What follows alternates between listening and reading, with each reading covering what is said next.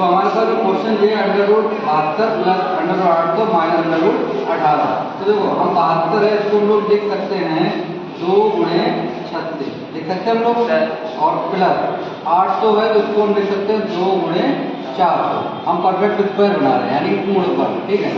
Minus इसको हम लोग लिख सकते हैं 2 गुणे 9। अब हमें पता है 36 कितने का होता है, 6 का होता है, 400 कितने का होता है, 20 का होता है, 9 कितने का होता है, 3 का। तो हम लोग इसको लिख सकते हैं √2 इंटू √36। तो इसको हम लिख सकते हैं 2 और इंटू √400 माइनस अब इसको लिख सकते हैं 2 और √9। अब हमने भी आपको बताया ये 6 का है, ये कितने का है, 20 का और ये 3 का। तो इसको लिख सकते हैं √2 गुणे 6 प्लस √2 ये कितने का है, 20 का, माइनस ये हो जाएगा √2 गुणे 3। तो ये हो गया हमारे पास 6√2 प्लस ये हो जाएगा हमारे पास 20√2 और ये हो जाएगा हमारे पास 3√2।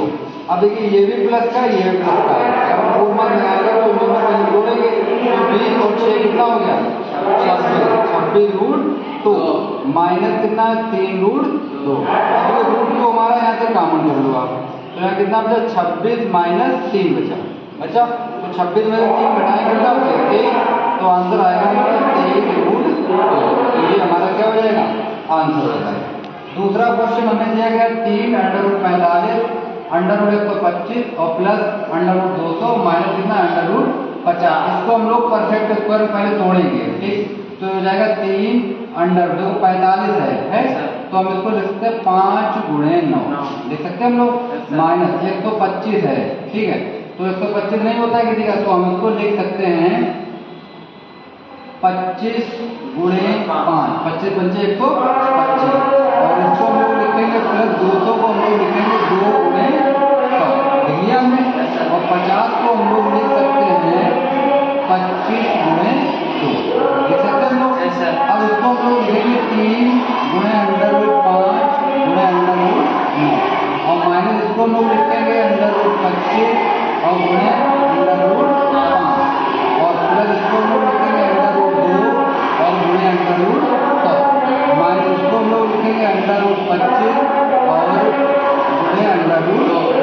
अब देखो √9 कितने का होता है, 3 का, √25 कितने का होता है, 5 का, √100 कितने का होता है, 10 का, और ये कितने का होता है, 5 का। तो हम इसको लिखेंगे 3 गुणे √5 और ये कितने का होता है, 3 का, ठीक है। माइनस ये हो जाएगा कितने का है, ये 5 का और √5 रहेगा। ये हमारे पास 100 है, कितने का होता है, 10 का है, 10 √2 और ये हो जाएगा हमारा 5 का, तो 5 √2। तो हम इसको लिखा 9 माइनस ये हो जाएगा 5 √5 प्लस ये हो जाएगा 10 √2 और माइनस 5 √2। अब ये हमारे पास प्लस का है, ये √5 है, √5 है, तो 9 में से 5 आएगा कितने बचेंगे, 4, 4√5, ठीक है। ये 10 प्लस के हैं, ये माइनस, तो 10 में से 5 बचा कितना बचेगा, 5 बचेगा, 5√2। ये हमारा क्या हो जाएगा, ये क्वेश्चन है तो हमें आया, तो हमने इसको क्या करा 72 मान रहा है, ठीक है। तो हमने इसको 2 पार्ट में तोड़ा, 2 गुणे 36 किया, इसको हमने किया 2 गुणे 400 और 18 था तो हमने 2 गुणे 9 किया, क्योंकि 9 हमें पता है कितने का, 3 का वर्ग होता है और 400 कितने का होता है, 20 का, और 6 का होता है। तो हमने इसको यहाँ पे क्या लिखा 36 का 6 और 400 का हमने 20 लिखा और 9 का कितना लिखा 3। तो हम इसको 6√2 और ये हो गया 20√2 और ये कितना 3√2। ये दोनों हमारे पास प्लस के पार्ट थे, तो हमने इन दोनों को जोड़ा तो हमारे पास कितना 26√2 आया, माइनस कितना 3√2। तो 26 में से जब 3 माइनस करेंगे तो हमारे पास कितना बचेगा 23√2। उसी प्रकार हमने इस वाले सेकंड वाले क्वेश्चन किया था। सेकंड वाले क्वेश्चन क्या था, √3 और √45 माइनस कितना था, √25 और प्लस √2 माइनस कितना था, √50। तो हमने क्या किया, इसको भी हमने 2 पार्ट में डिवाइड किया, एक हमने पूर्ण वर्ग बनाया और एक को हमने √रूट में रखा। तो हमने इसको 45 थोड़ा 5 में लो, हमें पता 3 का होता है, ठीक है। और इसको हमने थोड़ा 25 में 5 25 में 25 25 हमारा पूर्ण स्क्वायर होता है, ठीक। 200 को हमने थोड़ा 2 × 100 क्योंकि हमें पता है कितने का होता है, 7 का होता है।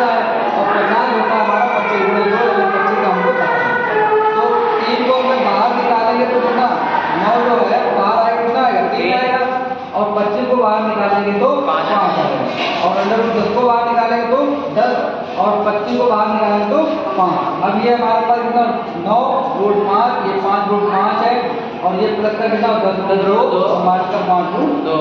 तो हमने क्या किया, इसमें जिसको हमने घटाया 9 में से 5 घटाया कितना 4 और 10 में से 5 घटाया